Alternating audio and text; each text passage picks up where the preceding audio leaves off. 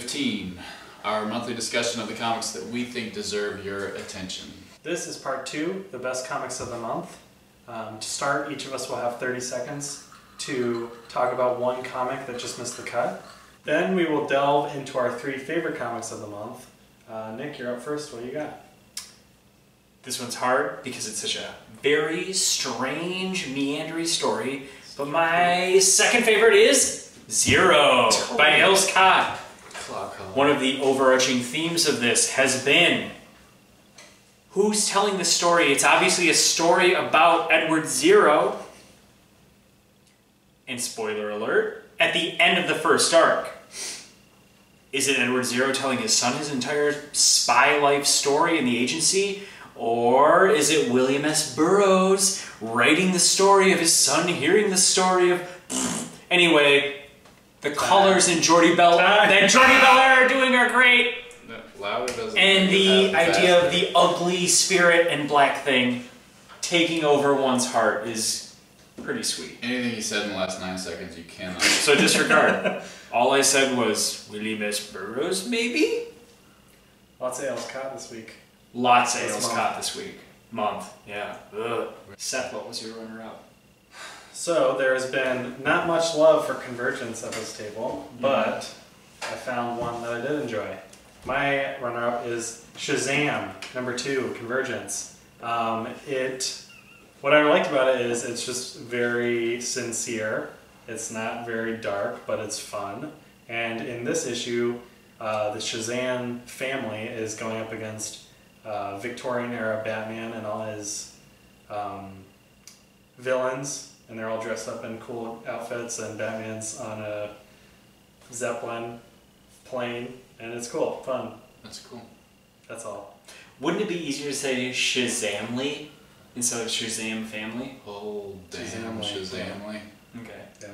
I did look at the art. The villains did look cool, minus Killer Croc, but... Shut up.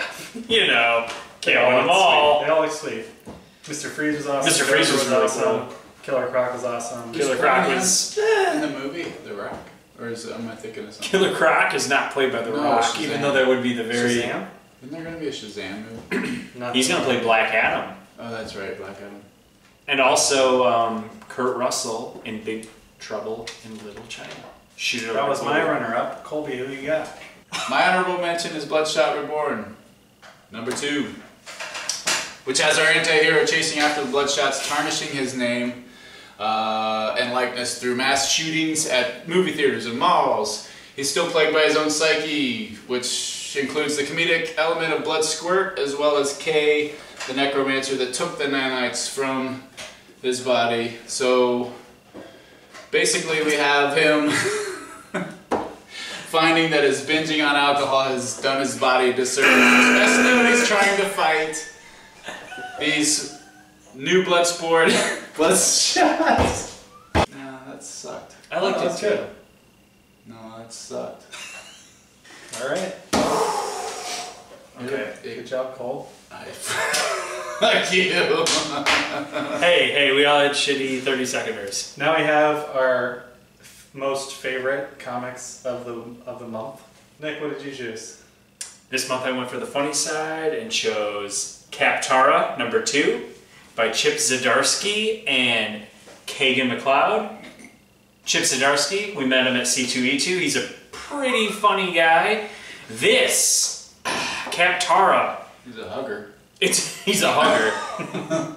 The idea behind this series is that when Chip Zdarsky and possibly Mr. McLeod was a child, they needed to create stories as to why their G.I. Joes were so much smaller than their He-Men, and they basically created this metal world.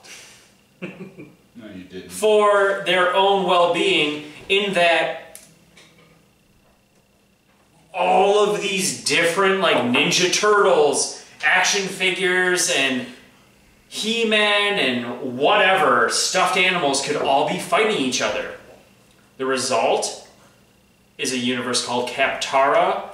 The first issue saw our hero, Keith, is on a rocket ship to Mars, space, it doesn't really matter. he gets sucked through some sort of wormhole and ends up in Kaptara. Kaptara is exactly what I just said. The land of He-Men, G.I. Joes, and nonsense. Let me just list a list of names of the characters, because if anything... Things are not what they seem. Quiet, Elscott. If anything, so far, this is only issue 2, so it's so hard to like sink my teeth into it, but some of the characters are so memorable already. We've got Motivational Orb, just assumingly a glass orb that has a motivational saying on it at all times. The one on the back of the issue says, "I am not afraid of tomorrow, for I've seen yesterday, and I love today." I want one of those. William Allen White. I want one too. It's like a Yogi T. Yeah. We have Melvon, who is in the next issue. He's a wizard who is naked, only clothed by his beard. We have Manton, who is a guard, and that name Manton is really great. And then we have Cyclowl, which is a cycloptic owl who watches the queen princess person Very intently. very intently with a singular focus. Mr. McCloud is drawing a world I believe in. The colors are beautiful. Chip Zdarsky, I rarely falter in believing in you for some reason. The paycheck's nice, but I don't need it. What makes this more than just a funny book? I thought this was going to be the funniest thing in the world. I read issue 1 and it's a lot of setup. The second issue came back, and what really set it apart is the fact that, spoiler alert, in the first issue, Keith basically says, "Oh, you can get me back to Earth." No thanks. I abandon everything. Keith is a homosexual Indian. It seems that he does not have any ties left on Earth. His family had seemed to abandon him. And in this issue, his character development goes from, "Oh, I don't want anything on Earth," this weird planet of super He-Men and cat tanks is enough for me. He finds that it's harder to give up on everything you've ever known than you think. Or at least he thought. The heart of this is going to trump the comedy, I feel like, at some point. And as funny as it is, the heart of Kaptara number 2 really sunk me on something that I was already hooked on. What was your pick, Seth? For this month, my favorite book was Optic Nerve, number 14. This comic is separated into 2 stories. The first one is called Killing and Dying, and is about a girl and her parents, and she is trying to find out something that she is passionate about. And she comes to her parents and says that she wants to do stand-up comedy. Her dad is against it because he doesn't see a future in it, and he just sees it as like a sinkhole for his money. And his wife is very supportive of her, and eventually she tries it out, has some success, and she continues on this path. She runs into some trouble later, but it doesn't seem like an interesting story until you start unpacking what's going on around just the plot. So, for one, you have her mother, who throughout the story, it's not explained, but she is going through some sort of sickness, cancer, or whatever it ends up actually being. And halfway through the story, she's no longer there. No one says anything about it. It's just what happens. And it affects both her and her dad and the way they interact with each other. To start this story, her dad is very against her doing stand-up comedy. And then in the second half, he's trying to be supportive, even though he still has these same feelings about it being kind of a waste, and there's kind of a reconciliation moment at the end where he witnesses a failure of hers unbeknownst to her, and she acknowledges or tells him that she did a good job, and there's just this kind of knowing frame in there that really spoke to me and really took the story to the next level for me. And the next story is called Intruders, and it's about a war veteran who, during one of his trips home between his second and third tour, his wife divorces him. And the story picks up after he comes back. He's no longer living at his house anymore. He's living at like a extended stay hotel, and he runs into his old babysitter, who tells him that she forgot to give him his keys back way long time ago when he was still married. And she gives them to him, and then he proceeds to break into his old house where his wife no longer lives there. It's just some random dude. And every day for weeks on end, he just breaks into his house and just kind of lives there. Towards the end, there are a couple things that happen that lead him to not want to do this anymore. Someone tries to break into the house and he stops them from breaking in, and they run away, and then the last thing is he runs into a woman dying, and then he decides to never intrude in this house anymore, and he throws away the keys. Again, the plot is more interesting maybe than the first one, but when you unpack the story, there's much more to it.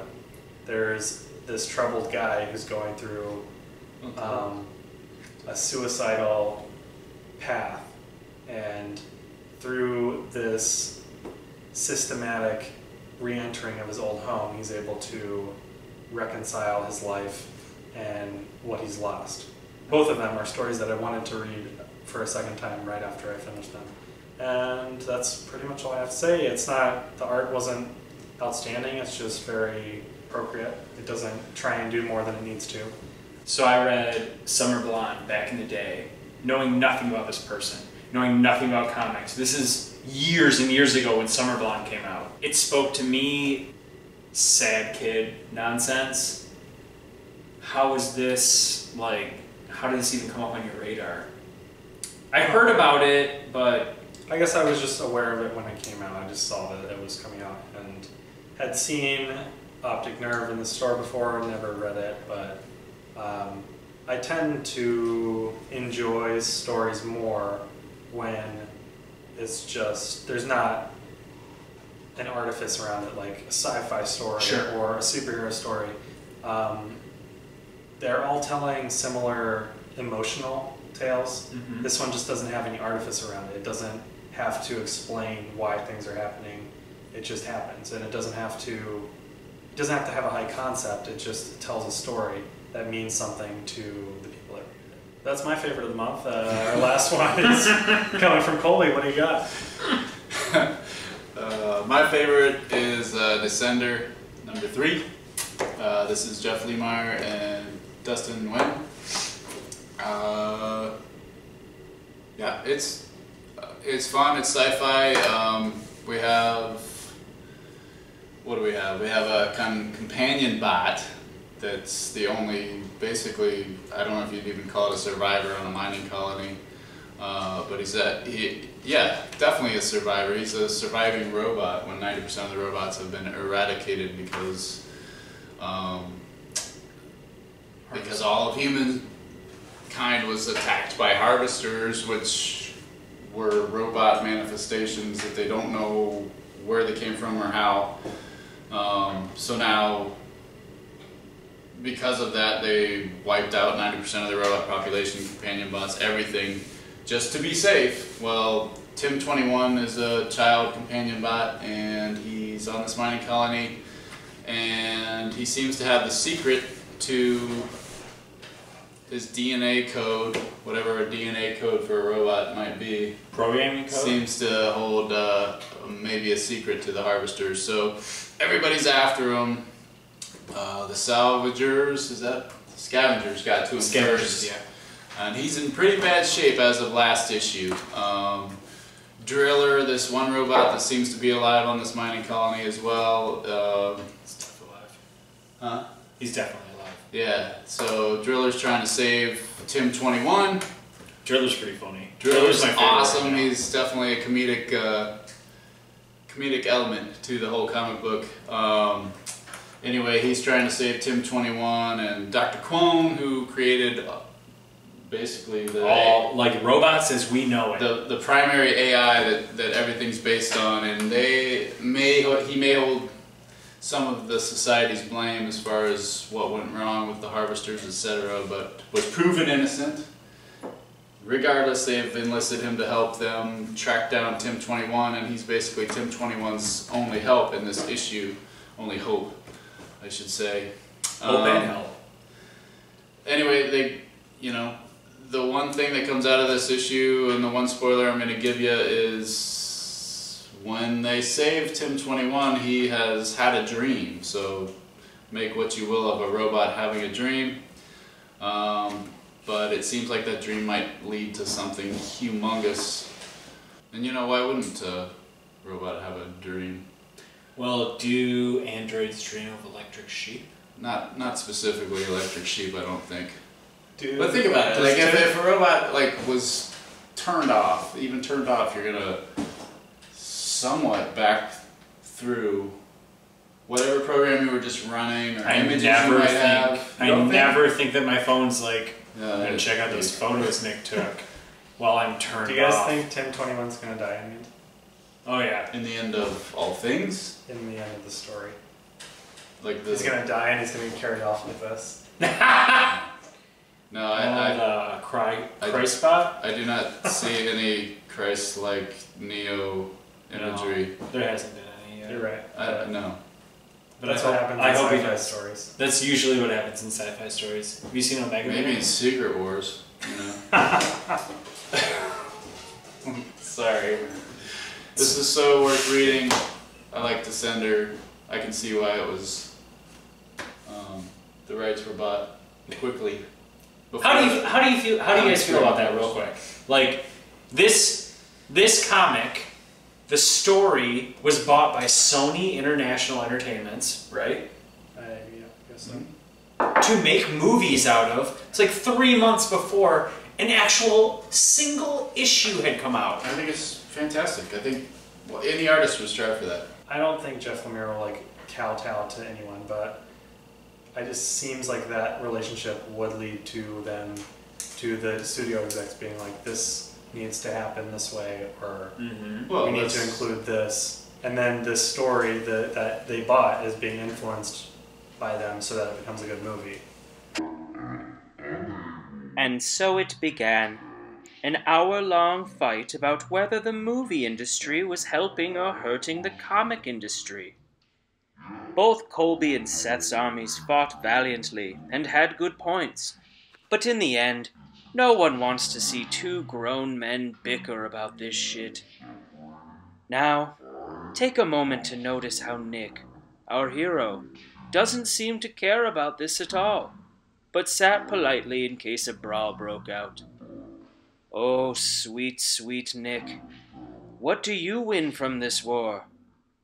What does any of us win? How do you guys disagree so much? Huh? All the time. How do you what? I'm always in between these. I see valor in both your points, but sure. I'm not even going to go into it because... Thank you for watching part 2 of the hits from www.coverjudger.com. Thanks for watching. I'll see you next time. Are you kidding me? Thanks for watching part 1 of Cover Judgers the Hits. Part 3 to follow will cover Secret Wars. Would have been on my favorite first. Just saying. Thanks for watching. It's not a secret.